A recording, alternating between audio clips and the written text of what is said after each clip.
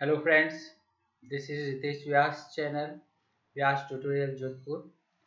आप इसको सब्सक्राइब करिए और शेयर करिए। ओके फ्रेंड्स, आज की जो हमारी क्लास है, इस क्लास के अंदर हम डिस्कस करने वाले हैं क्लास 10th के। मैंने प्रीवियस 2 वीडियोस डाले थे। आज मैं डाल रहा हूँ क्लास 10th का तीसरा वीडियो जो इलेक्ट्रिसिटी चैप्टर से रिलेटेड है। ओके, तो इलेक्ट्रिसिटी चैप्टर में मैं आपको ये बताना चाहूँगा कि जो इलेक्ट्रिसिटी चैप्टर है, इसके अंदर हमने पहले वाली क्लासेस के अंदर क्या किया था। पहले वाली क्लासेस में हमने करा था इलेक्ट्रिक करंट क्या होता है, हमने देखा था पोटेंशियल डिफरेंस क्या होता है, इलेक्ट्रिक पोटेंशियल क्या होता है, Ohm's law, dependence of resistance, इसको हमने डिस्कस किया था। आज की जो क्लास है, इस क्लास के अंदर हम लोग कॉम्बिनेशन ऑफ रेजिस्टेंस इसको डिस्कस करेंगे। और मैं एक बार फिर बताना चाहूँगा कि ये class 10th CBSE class 10th NCERT, ठीक है, उससे रिलेटेड टॉपिक है। और जो भी स्टूडेंट्स बोर्ड के एग्जाम्स देते हैं उनके लिए बहुत ही इम्पोर्टेंट टॉपिक है। ओके, कॉम्बिनेशन ऑफ रेजिस्टेंस में फ्रेंड्स मैं आपको ये बताना चाहूँगा कि जो कॉम्बिनेशन होते हैं वो 2 टाइप के होते हैं। The first one is series combination. What is the meaning of series combination? Series combination का मीनिंग क्या होता है? तो यहाँ देखो आप, ये मैं एक रेजिस्टेंस वायर ले रहा हूँ, इज ए R1। ओके, ये मैं दूसरा रेजिस्टेंस वायर ले रहा हूँ, ये R2। ओके, और मैं एक तीसरा रेजिस्टेंस वायर ले रहा हूँ, एस R3। तो यहाँ पे आप देखिए टोटल 3 रेजिस्टेंस वायर लिए मैंने, R1, R2 और R3। R1 के 2 टर्मिनल हैं, ए और बी। R2 के 2 टर्मिनल हैं, ए और बी। और R3 के 2 टर्मिनल हैं, ए और बी। Okay, clear? सीरीज कॉम्बिनेशन क्या कहता है? सीरीज कॉम्बिनेशन ये कहता है कि अगर फर्स्ट रेजिस्टेंस वायर का जो बी टर्मिनल है वो सेकंड रेजिस्टेंस वायर के ए टर्मिनल से कनेक्ट हो जाए और सेकंड का बी थर्ड के ए से कनेक्ट हो जाए, तो such type of combination is known as series combination. Okay, तो सीरीज कॉम्बिनेशन क्या बता रहा है, देखिएगा, ये बता रहा है कि इसमें हम कनेक्टिंग वायर्स को, रेजिस्टेंस वायर को ऐसे कनेक्ट करते हैं, ठीक है, कि इसके अंदर जो इनके डिफरेंट टाइप के जो पार्ट्स होते हैं, जैसे मैं यहाँ पर कलर ले लेता हूँ, ग्रीन कलर। ओके, तो ये बता रहा है कि किसी भी रेजिस्टेंस वायर का जो लास्ट एंड होता है of one resistance wire is joined to the first end of other resistance wire। मतलब इसका लास्ट एंड इसके फर्स्ट एंड से कनेक्ट होगा। Okay, such type of combination is called series combination, उसको हम सीरीज कॉम्बिनेशन कहेंगे। ओके, 3 वायर्स को हमने कनेक्ट कर दिया, R1, R2 और R3। और इस तरह से जब ये कनेक्ट होते हैं ना वायर फ्रेंड्स, तो इसमें एक इम्पोर्टेंट चीज ये आती है कि इसके अंदर जितना करंट हम यहाँ से इसमें डालेंगे उतना उतना करंट हम यहाँ से विड्रॉ कर लेंगे। ठीक है, करंट कहीं डिवाइड नहीं हो रहा, और जहां पे करंट डिवाइड नहीं हो रहा तो उस कॉम्बिनेशन को हम सीरीज कहते हैं। सीरीज कॉम्बिनेशन में कभी भी करंट डिवाइड नहीं होगा, और जहां करंट डिवाइड हो गया फ्रेंड्स, वो पैरेलल कॉम्बिनेशन हो जाएगा। ओके, तो सीरीज कॉम्बिनेशन में क्या होता है, करंट डिवाइड नहीं होता, ठीक है। पहले रेजिस्टेंस वायर का बी टर्मिनल दूसरे के ए से, दूसरे का बी तीसरे के ए से कनेक्ट होगा। Such type of combination is known as series combination. Okay, clear? अब आप इसमें ये देख सकते हैं कि ये जैसे हमने कॉम्बिनेशन बताया, तो इसमें एक चीज तो मैंने आपको बताई कि जितना करंट यहाँ से गया है इतना कितना करंट यहाँ से निकल जाएगा। इट मीन्स कि इसके अंदर जो करंट होगा जिसको कि हम ए मीटर से मेजर करते हैं, ठीक है ना, वो सेम रहेगा। तो हम इसमें बोल देंगे कि इसमें जो करंट होता है, करंट इन ईच रजिस्टर, जितने भी रजिस्टर्स होते हैं, ठीक है, सेम होगा। The first point is current in each register same. But यहाँ पे एक चीज और हमको देखनी है, वो है पोटेंशियल डिफरेंस।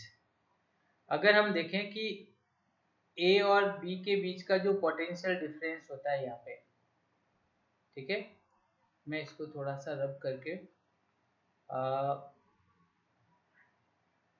यहाँ नीचे बना देता हूँ, ठीक है ना। इसके बीच का जो पोटेंशियल डिफरेंस होगा ये होगा V1, इसके बीच का पोटेंशियल डिफरेंस होगा वो होगा V2, और इन दो टर्मिनल के बीच का जो पोटेंशियल डिफरेंस होगा वो होगा V3। ओके, इट मीन्स कि इसमें करंट सेम है, बट जो पोटेंशियल डिफरेंस है, जो पोटेंशियल डिफरेंस है वो डिफरेंट होगा। पोटेंशियल डिफरेंस जो होगा वो डिफरेंट होगा। ये थोड़ा सा चलने में आनाकानी कर रहा है, वो डिफरेंट होगा। ओके, इसको दूसरे वाले कलर से कर देता हूँ तो इससे क्लियर हो जाएगा थोड़ा सा।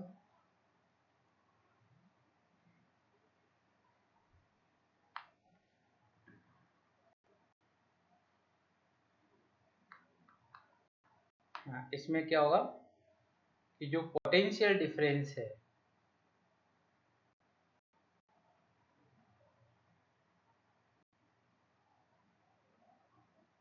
ठीक है, इज डिफरेंट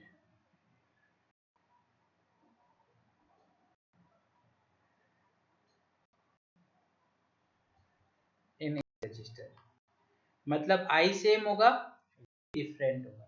ओके, इसी चीज को आपको याद रखना है क्योंकि ये वाला जो टॉपिक है ये इंपॉर्टेंट है।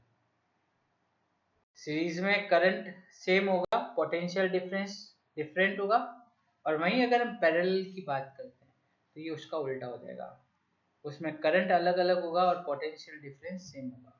कैसे, ये मैं बताता हूँ। पहले हम सीरीज की बात करते हैं, तो नेक्स्ट स्लाइड पे आते हैं हम लोग। ये आप देखिए इस स्लाइड के अंदर, यहाँ पे हम ये डिस्कस कर रहे हैं कि जैसे यहाँ पे मैं पहले तो हाइलाइटर ले लेता हूँ। इसमें हम ये देखते हैं कि if the potential difference across the end of R1, R2 और R3, R1 पे V1 होगा, R2 पे V2 होगा और R3 पे V3 होगा, ठीक है ना, होगा। तो ये सब में अलग अलग होगा। अब हम लोगों को पता है कि इनके अंदर क्या होता है, पोटेंशियल डिफरेंस अलग अलग होता है। V जो है वो V1, V2 और V3, मतलब इसका V1, इसका V2 और इसका V3, ये टोटल इक्विवेलेंट होंगे इस V के, ठीक है। तो टोटल V के बराबर होगा V1, V2 और V3, मतलब पोटेंशियल डिफरेंस डिफरेंट है, ठीक है।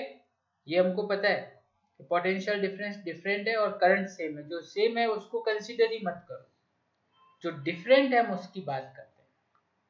अब जैसे हम बात करते हैं डिफरेंस की, तो आपको पता है कि ओम्स लॉ कहता है V is equal to I R, यही कहता है।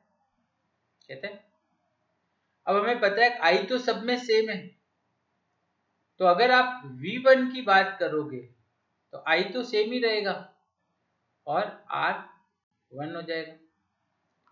वैसे V2 की बात करोगे तो I तो सेम रहेगा, R 2 हो जाएगा। V3 की बात करोगे तो I तो सेम रहेगा, R 3 हो जाएगा।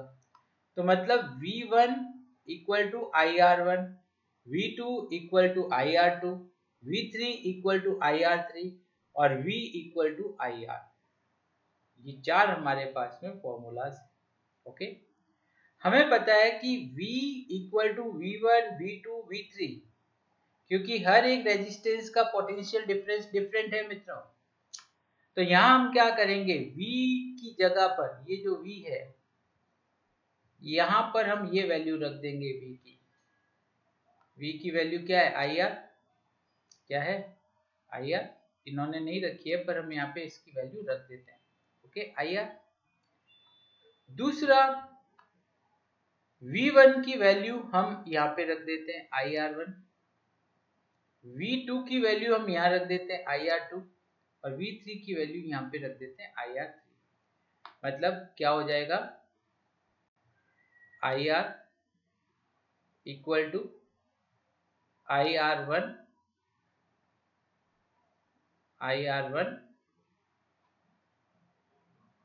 IR2 plus IR3।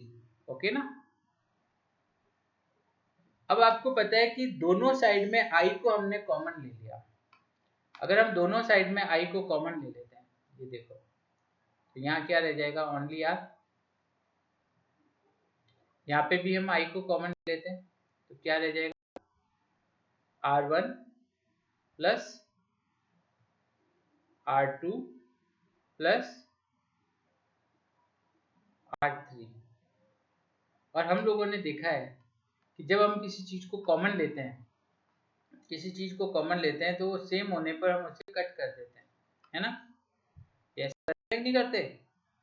तो R इक्वल टू क्या हो जाएगा, अरे यार चलो एक बार इसको अपन देख लेते हैं वापस। R इक्वल टू क्या हो जाएगा, R इक्वल टू हो जाएगा R1 plus R2 plus R3। अरे थोड़ा सा आज पेन गड़बड़ कर रहा है बट कोई बात नहीं, प्लस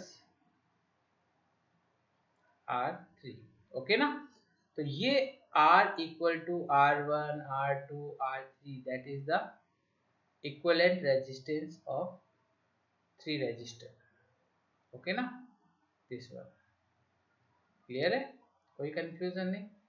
तो ये आपके पास में इक्विवेलेंट रेजिस्टेंस आ गया। तो सीरीज के अंदर अगर आपको कोई भी क्वेश्चन बनता है कि 3 resistor wire are connected in series, ठीक है, 3 रेजिस्टेंस वायर सीरीज में कनेक्टेड हैं, ठीक है, और उनकी वैल्यूज है, एक की है 10 ओम, ठीक है, एक की है 20 ओम और एक की है 30 ओम। ओके, ये इनकी वैल्यूज है।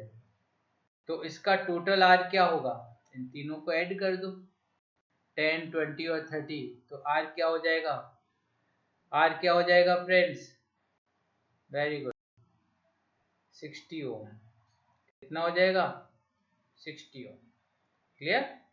तो ये सीधा है कि सीरीज में जब भी आता है तो आर में आप सारे आर को ऐड कर दो, क्योंकि R1, R2 और R3, R4 वॉटेवर जितने भी होंगे आप उन सबको ऐड करोगे। क्या करोगे, ऐड करोगे, ठीक है ना, क्योंकि वहां पे R equal to R1, R2, R3 है, ठीक है ना, तो वहां पे ऐड कर लोगे तो हो जाएगा।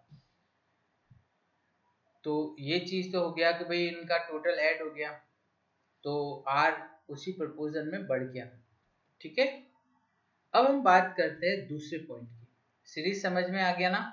सीरीज में हम लोगों ने क्या देखा कि इसमें I जो है वो सेम है इन ईच रजिस्टर,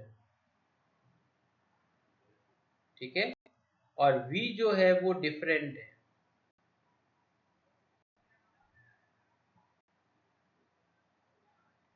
ओके, ये ध्यान रखना आपको, V डिफरेंट है तो हमने V equal to V1, V2, V3 ले लिया, I को नहीं लिया, ठीक है, और V1, V2, V3 की वैल्यूज को हमने लगा दिया इनके अंदर, और इनको कट करके हमने R equal to R1 R2 R3 find out कर लिया।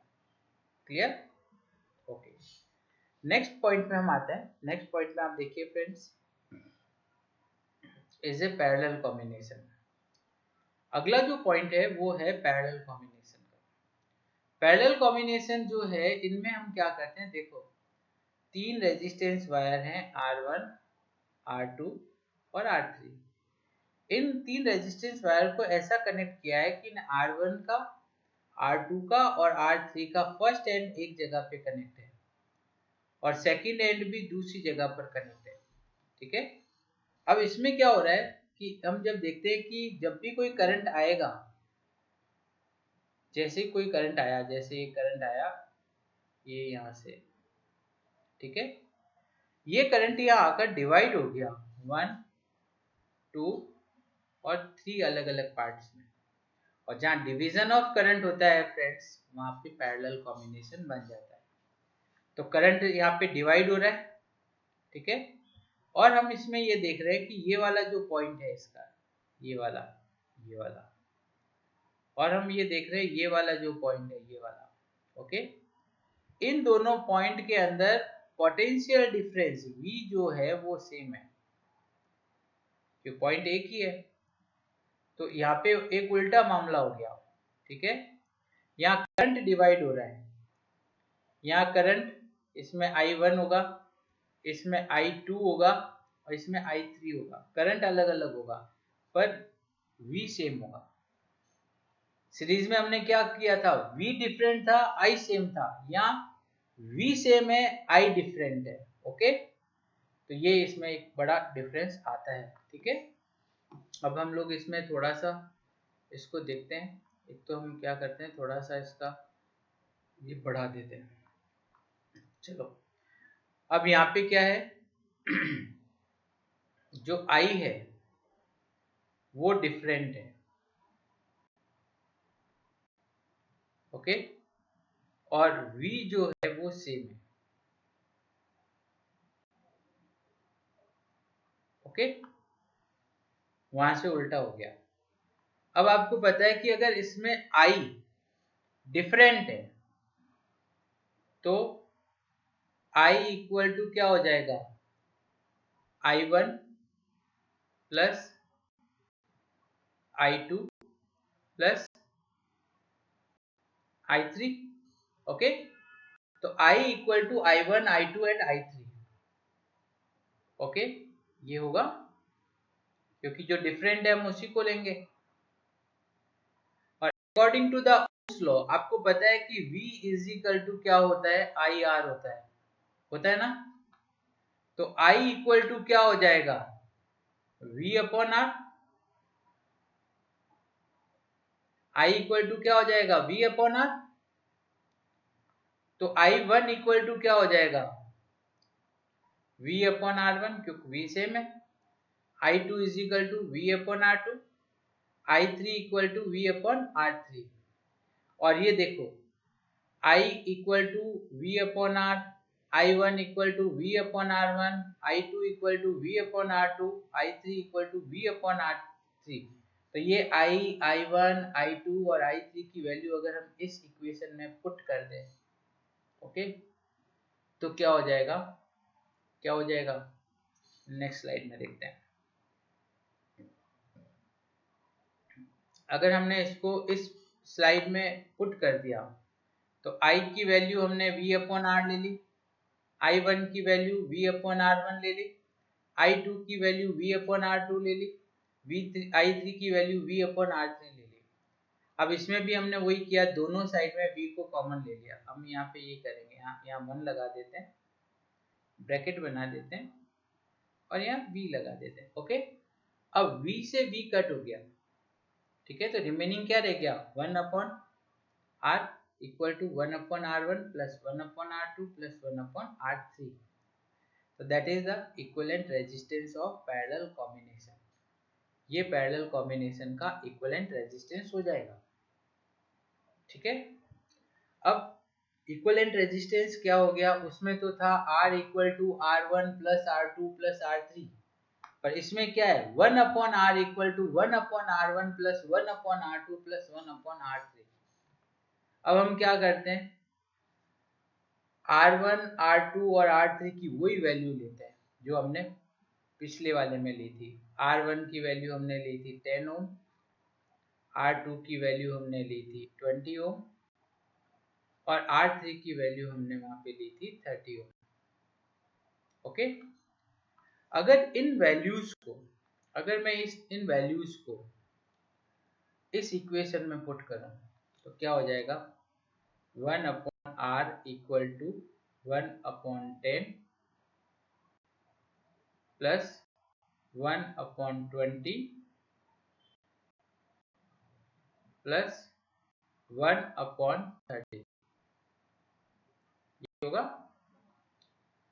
अब हम क्या करते हैं कि इसका एलसीएम ले लेते हैं, क्योंकि अपॉन में आता है तब एलसीएम लेना पड़ता है ना, मैथ्स वाले बच्चे ज़्यादा जानते होंगे। तो इनका एलसीएम हम लेते हैं, वो नंबर लेते हैं जिसमें ये तीनों डिवाइड कर हो सके, ऐसा नंबर होता है 60।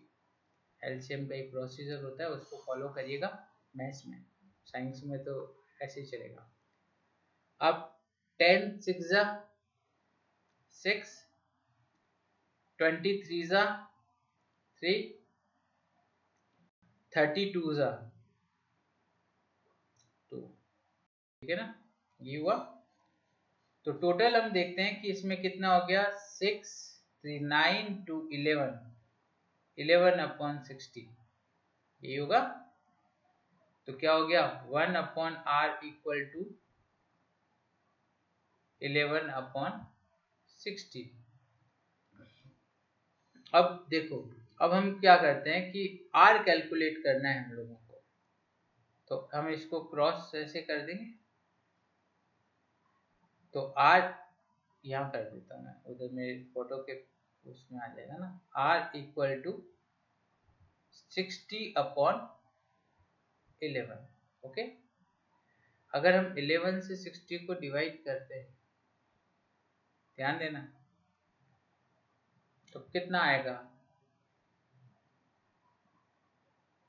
तकरीबन 5 पॉइंट समथिंग, 5.9 5.8, ठीक है। तो इसका इतना डिस्टेंस आ जाएगा 5.9 अप्रोक्स, मान लो कितना, मान लो 6।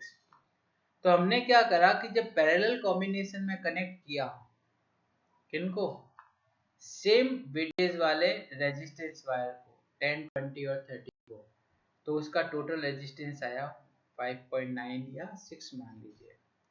वहीं आप देखो एक बहुत इंटरेस्टिंग चीज बताने वाला हूँ, वहीं हम लोगों ने क्या करा कि जब यहाँ पे किया तो इसका रेजिस्टेंस कितना आया था 60, कितना आया 60। 60 क्यों आया, क्योंकि यहाँ रेजिस्टेंस ऐड हो गए, और जब R इंक्रीज होता है तो करंट डिक्रीज होगा, क्योंकि मैंने आपको बताया था कि I इक्वल टू V/R। अब R अगर ज्यादा है तो करंट कम होगा, और R कम है तो करंट ज्यादा होगा। तो यहाँ पे देखो, अगर हमने सीरीज में कनेक्ट किया है वायर्स को तो R ज्यादा होगा, इसलिए करंट कम होगा। और अगर हमने वायर को पैरेलल कनेक्ट किया है तो R कम होगा, R कम होगा तो करंट ज्यादा होगा, ठीक है। और यही कारण है फ्रेंड्स कि हम हमारे डोमेस्टिक सर्किट के अंदर, जो घर में सर्किट लगाते हैं ना, उसके अंदर पैरेलल कॉम्बिनेशन लेते हैं, क्योंकि R कम होता है, R कम होगा पैरेलल के अंदर तो करंट ज्यादा होगा। समझ गए, डन। तो आपको दो फॉर्मूले हमने करे, एक तो 1/r equal to 1/r1 plus 1/r2 plus 1/r3, ये फॉर्मूला है पैरेलल का। दूसरा फॉर्मूला हमने किया, वो किया r equal to r1 plus r2 plus r3, ये है सीरीज का। ओके, ये दोनों फॉर्मूले आपको लर्न रखने हैं। मैं बता रहा हूं कि जैसे ही अपना ये चैप्टर ओवर होगा, मैं एक सेशन लेके आऊंगा जिसमें एनसीईआरटी के अंदर जितने भी क्वेश्चंस एमसीक्यूज दिए हुए हैं, ठीक है ना, उनको हम लोग सॉल्व करेंगे, उनको हम सॉल्व करेंगे और सिंपल वे से सॉल्व करेंगे कि हमको समझ में आ जाए कि कैसे इन न्यूमेरिकल्स को सॉल्व करना है। ओके, चलिए the next topic is difference between series and parallel combination. Series और पैरेलल कॉम्बिनेशन में डिफरेंसेस क्या है, हम ये देख रहे हैं। ओके, पहला डिफरेंस ये होता है कि सीरीज कॉम्बिनेशन के अंदर पोटेंशियल डिफरेंस जो होगा वो डिफरेंट होगा इन ईच रजिस्टर, ठीक है। बट पैरेलल के अंदर पोटेंशियल डिफरेंस सेम होगा इन ईच रजिस्टर, बताया था मैंने आपको। सीरीज कॉम्बिनेशन के अंदर क्या होगा, करंट जो है वो इक्वल होगी, सेम होगी, और पैरेलल के अंदर जो करंट है वो डिफरेंट होगी। ये दो ही डिफरेंसेस होता है, इसे आप याद रखिएगा। Okay, clear, done. चलिए नेक्स्ट पॉइंट पे हम आते हैं। ये देखिए फ्रेंड्स, ये कुछ सर्किट डायग्राम्स है, सर्किट डायग्राम्स है। ये आपको पता है, ये एक सीधा वायर दिया हुआ है, इसको हम लोग कनेक्टिंग वायर कहते हैं। क्या कहते हैं, कनेक्टिंग वायर। जनरली जब सर्किट बनाते हैं तो हम उनको कनेक्ट करते हैं, तो कनेक्टिंग वायर होता है। अब ये कनेक्टिंग वायर जो होता है कहीं पर आकर जॉइंट कर लेता है एक दूसरे को, तो इस टाइप का सिंबल वहां पे बन जाएगा, तो ये जॉइंट को शो करेगा। और काफी बार दो वायर एक के ऊपर से ओवरलैप होके जा रहे हैं, ऊपर से ओवरलैप होके जा रहे हैं, तो crossing without connect, this one is crossing without connect, तो हम थोड़ा सा ऐसा लूप बना देंगे। इसके बाद में आपने ऐसे जिगजैग वाला जो है वो मैंने आपको अभी बताया था, ये हम लोग जनरली रेजिस्टेंस के लिए या रेजिस्टर के लिए यूज लेते हैं। और ये वाला देखो, जिगजैग के ऊपर हमने एक इस टाइप का एरो बना दिया, या जिगजैग के ऊपर हमने ऐसा एरो बना दिया, तो इसको हम रिओस्टेट कहते हैं। रिओस्टेट को हम वेरिएबल रेजिस्टेंस कहते हैं। वेरिएबल रेजिस्टेंस मतलब इससे हम रेजिस्टेंस को इंक्रीज और डिक्रीज कर सकते हैं। अगर रेजिस्टेंस को इंक्रीज करेंगे फ्रेंड्स, रेजिस्टेंस को इंक्रीज करेंगे तो करंट डिक्रीज होगा, और रेजिस्टेंस को जब डिक्रीज करेंगे तो करंट इंक्रीज होगा। मैंने बताया था कि I equal to V upon are.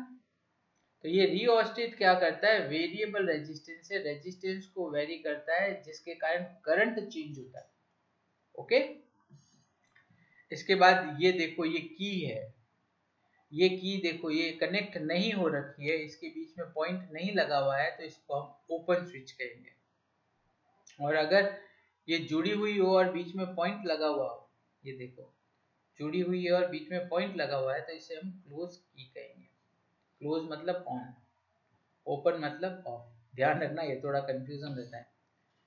ये इस तरह का अगर काफी बार सिंबल दिया हुआ होता है सर्किट के अंदर, तो इसको हम इलेक्ट्रिक बल्ब कंसिडर करेंगे, या ये रेजिस्टेंस की श्रेणी में ही आएगा। G इज ए गैल्वेनोमीटर, ये किसी भी टाइप के डिफ्लेक्शन को मेजर कर लेता है। V is a volt meter, ये पोटेंशियल डिफरेंस को मेजर करता है। और ध्यान रखना, वोल्ट मीटर हमेशा पैरेलल लगता है, सीरीज में नहीं लगता, बिकॉज इसका रेजिस्टेंस हाई होता है। ए जो होता है इसे ए मीटर, ये करंट को मेजर करता है। इसमें मैं एक चीज और कर देता हूँ थोड़ा सा, इसमें इसके अंदर एक पैरेलल ऐसा बना देता हूँ, क्योंकि ये डायग्राम सही होगा, ठीक है ना, क्योंकि ये ऐसे ही लगता है।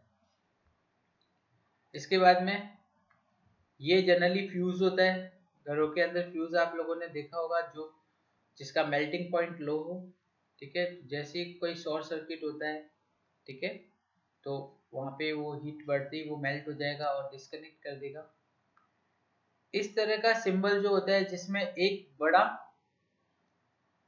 और एक छोटा आर्म होता है, एक बड़ा और एक छोटा आर्म होता है, तो बड़ा होगा पॉजिटिव टर्मिनल और छोटा होगा नेगेटिव टर्मिनल। अगर एक है तो इसको हम सेल कंसीडर करेंगे, और एक से ज्यादा है तो इसे हम बैटरी कंसीडर करेंगे। ओके, ये वाला पैरेलल कॉम्बिनेशन है बैटरी का, बैटरी पैरेलल जुड़ी हुई है, ठीक है। यहाँ पर ये जनरली इंडक्टर कॉइल है, ये जनरली आप लोगों के आएगा नहीं, ये अल्टरनेटिंग करंट का साइन है, ठीक है। ये डायरेक्ट करंट डीसी करंट का साइन है, ये नहीं आएगा, ठीक है। और ये बाकी के नहीं आएंगे, मेन ऊपर वाले ये वाले सारे आपके फोर्स में हैं। ओके नेक्स्ट हम लोग आते हैं इलेक्ट्रिक एनर्जी के बारे में। इलेक्ट्रिक एनर्जी होती क्या है? तो आपको पता है कि energy is equivalent to work done. Energy जो होती है वो वर्क डन के इक्विवेलेंट होती है। तो हमको पता है कि जो पोटेंशियल डिफरेंस होगा V, वो हमेशा क्या होता है कि वो इक्विवेलेंट होगा किसके? The amount of work done in carrying unit positive charge from one point two another point. हमने पोटेंशियल डिफरेंस में देखा था कि V जो होता है वो W अपॉन Q के इक्विवेलेंट होता है, ठीक है ना, पढ़ा था हम लोगों ने। अगर हमें W फाइंड आउट करना है तो Q को इधर ले जाएंगे ना, तो W is equal to VQ हो जाएगा। भाई हम लोगों को पता है कि भाई V बराबर W अपॉन Q होता है, ओके। और अगर हमें क्या करना है, W फाइंड आउट करना है, तो V इंटू Q नहीं हो जाएगा? हो जाएगा V इंटू Q, तो यही है यहाँ पे V into Q। Okay clear है, कोई कंफ्यूजन नहीं। तो आपको पता है कि work done equivalent to V into Q, ये चीज याद रखिएगा, ठीक है। W is equal to V into Q। और मैं आपको एक चीज और बता दूं, V की वैल्यू होती है IR, होती है। Q की वैल्यू होती है IT। अब IT कैसे आया मैं आपको बताता हूँ कि देखो हमने पढ़ा था कि I जो होता है वो क्या होता है, Q अपॉन T के बराबर होता है, ठीक है। तो अब जब Q को फाइंड आउट करना है तो T उधर नहीं जाएगा, तो Q इज इक्वल टू ये IT हो गया, समझ गए? कोई कंफ्यूजन नहीं, सिंपल है। देन अगर V और Q की वैल्यू मैं यहाँ लगा दूं, लगा के बता देता हूँ।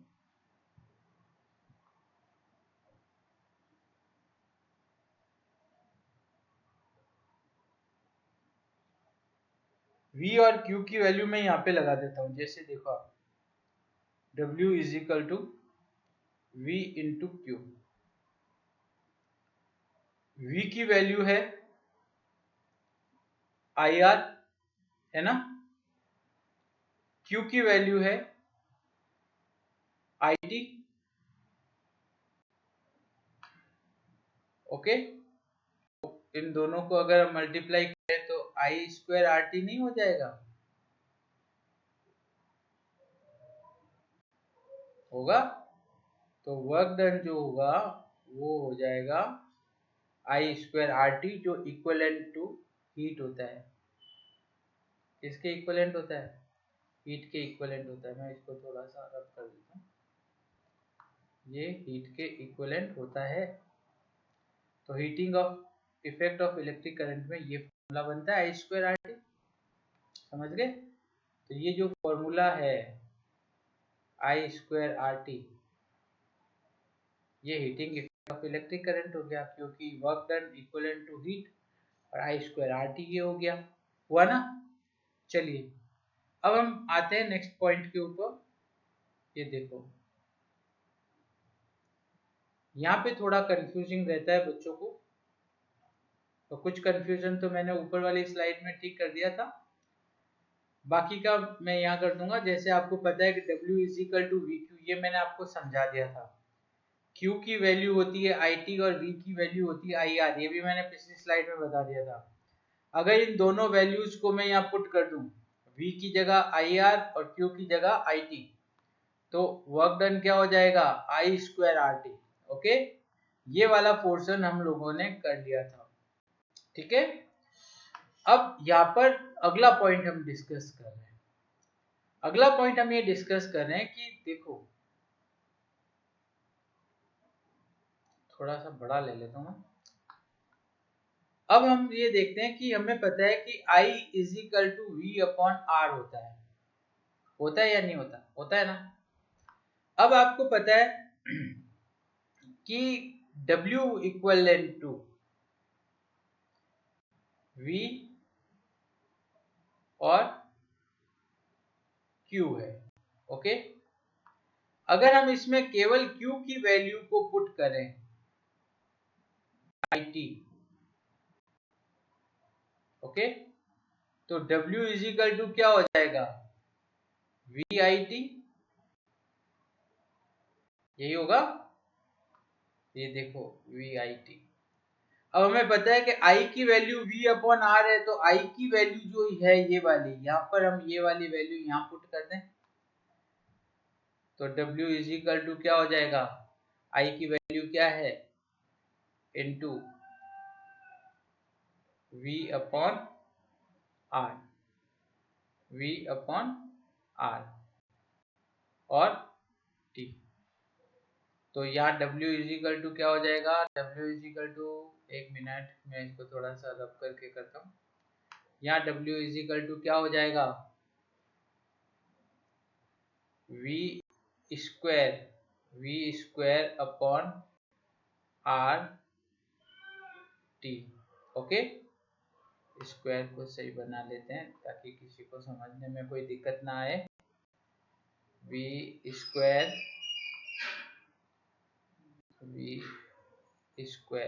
ये स्क्वायर हो गया, स्क्वायर समझ लीजिएगा। Okay, V square RT, that is the work done, heat. Okay, कोई कंफ्यूजन नहीं, सिंपल है। तो सारे फॉर्मूले मैंने करा दिए, W is equal to I square RT, W is equal to V square RT, ठीक है ना। और ये W जो होता है वो हीट के इक्विवेलेंट होता है, क्योंकि वर्क डन जो है वो हीट के इक्विवेलेंट होगी। क्लियर है। अगला point is a electric power. Electric power क्या होती है, थोड़ा सा इसको स्लाइड को नीचे कर दूं, ज्यादा नीचे हो जाती है ऊपर, चलिए कोई बात नहीं।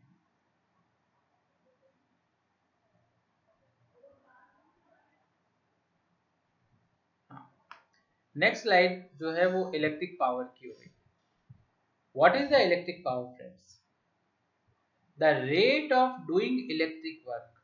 रेट का मतलब टाइम, डूइंग इलेक्ट्रिक वर्क जो वर्क डन है, ठीक है, और the amount of electric work done जो भी W है, ठीक है ना, W है और ये T है, रेट क्या हो गया, T in 1 second is called electric power. तो इसमें W और T आ गया, तो work done, the rate of work done, तो ये वर्क डन और ये रेट बराबर किसके हो गया, पावर के। किसके बराबर हो गया, पावर के। और हम लोगों ने देखा हुआ है कि वर्क डन की हमने अभी वैल्यू निकाली थी, I स्क्वायर RT निकाली थी, ये वर्क डन की वैल्यू। अगर हम W की वैल्यू यहाँ पुट कर दें, यहाँ पे पुट कर दें, तो क्या हो जाएगा, ये वैल्यू ये हो जाएगी I स्क्वायर RT। W की वैल्यू हमने यहाँ लगा दी, T यहाँ आ गया, अब T से T कट हो गया, तो P equal to I square R हुआ ना। क्लियर, ये तो पहला पॉइंट हो गया। अब हम लोग बात करते हैं अगले पॉइंट की, कि P equal to V square R into T। अब ये कैसे आया, तो मैं इसके बारे में बता देता हूँ कि जनरली हम लोगों को पता है कि P जो होता है, पावर जो होता है वो V इंटू I होता है। ओके, अब आपको पता है कि V की वैल्यू तो होती है IR और I की वैल्यू होती है V अपॉन R, यही होती है। अरे R बन जा मेरे भाई,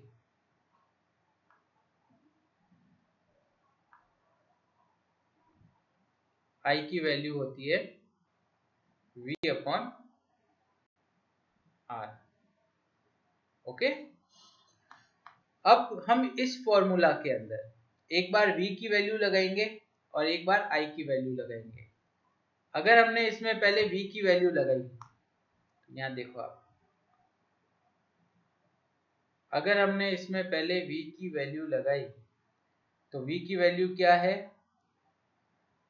IR, और आगे I तो एज इट इज है, तो ये क्या हो जाएगा,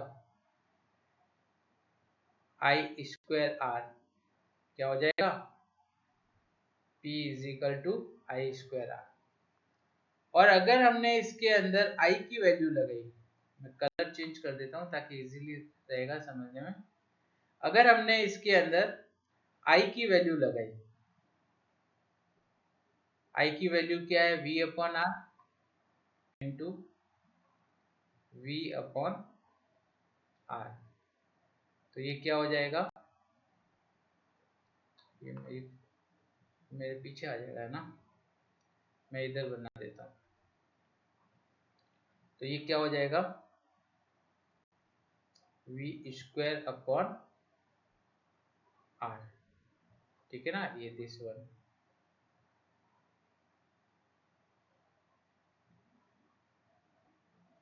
ये वाला जो पार्ट है ना दिस वन, ये वाला ये हो गया, समझ में आ गया आपको, क्लियर है। तो ये हो गया आपका इलेक्ट्रिक पावर। इलेक्ट्रिक पावर क्या है, the rate of work done, किसका, इलेक्ट्रिक वर्क डन। ओके, चलिए अगला पॉइंट आता है, that is the unit of power. Power की यूनिट क्या होगी फ्रेंड्स, आपको पता है पावर की यूनिट हमेशा वॉट होती है, ठीक है, पावर की यूनिट वॉट होती है। और यहाँ पर इन्होंने बोला हुआ है कि हम लोगों को वॉट, 1 वॉट को डिफाइन करना है। तो मैं आपको बता दूं, P is equal to V, sorry, P is equal to V into I होता है। ओके, अब इसकी यूनिट तो होती है वॉट पावर की। ओके, पोटेंशियल डिफरेंस की यूनिट होती है वोल्ट, और करंट की यूनिट होती है एम्पियर। तो हम लोग इसमें ऐसा करें, मैं यहाँ पे लिख देता हूँ वॉट,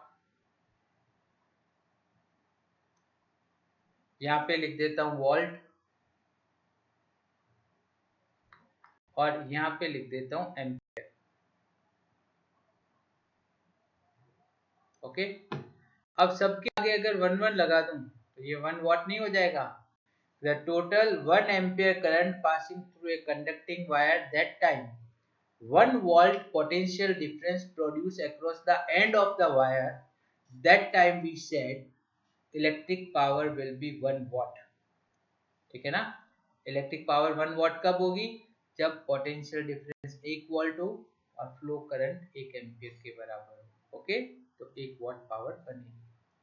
अब इनकी पावर की यूनिट्स हाईएस्ट में क्या होगी, किलोवाट ले लोगे तो 1000 से मल्टीप्लाई करो 10 की पावर 3, मेगावाट लोगे तो 1000 इंटू 1000 से मल्टीप्लाई करो 10 की पावर 6।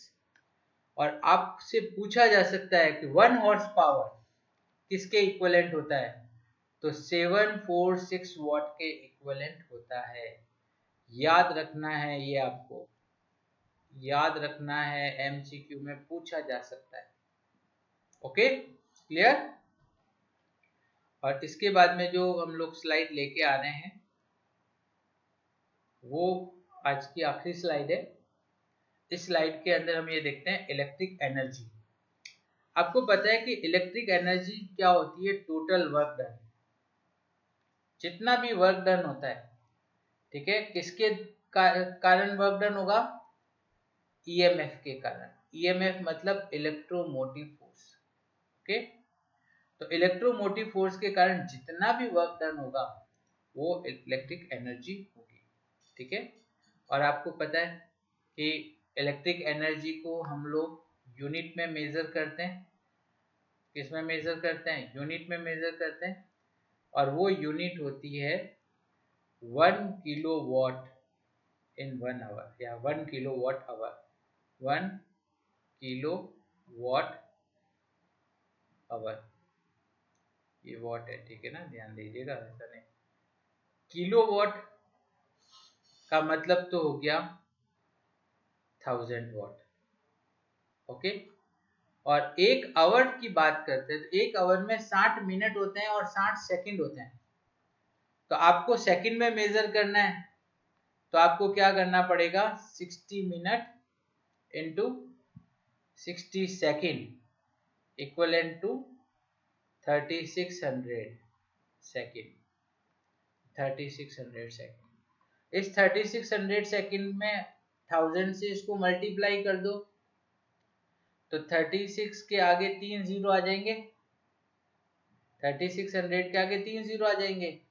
अब हम क्या करते हैं कि 1 2 3 4 5 और 6 जीरो के बाद में पॉइंट लगा दें, ये हमने लगा दिया, तो 10 की पावर कितनी आ जाएगी, 6 आ जाएगी ना। तो 1 kilowatt hour equivalent to 3.6 into 10 की पावर 6 जूल। ये आपको 1 यूनिट की पावर भी लर्न रखनी पड़ेगी, ओके, क्लियर है। तो आज हमारा ये चैप्टर पूरा हो गया, इलेक्ट्रिक करंट चैप्टर नंबर 12। और आपको ये चैप्टर कैसा लगा इसके लिए आप कमेंट्स भी करिएगा, आप इसको अपने फ्रेंड्स में शेयर भी करिएगा और फ्रेंड्स को मोटिवेट करिएगा कि वो मेरे व्यास ट्यूटोरियल जोधपुर के चैनल को सब्सक्राइब करें, ओके। और मैं आगे और भी आपके नए नए चैप्टर्स लेके आऊँगा, तो आप बिल्कुल इसके अंदर अपने को ज्वाइन करते रहें और मेरा हौसला बढ़ाते रहें, ओके, थैंक यू। और मैं साथ में ये भी बोलूँगा कि अभी आप अपना ध्यान भी रखिएगा, ठीक है ना, अभी बहुत क्रूशियल टाइम चल रहा है और इस टाइम के अंदर आप अपना ध्यान भी रखिएगा, okay, bye, have a nice day.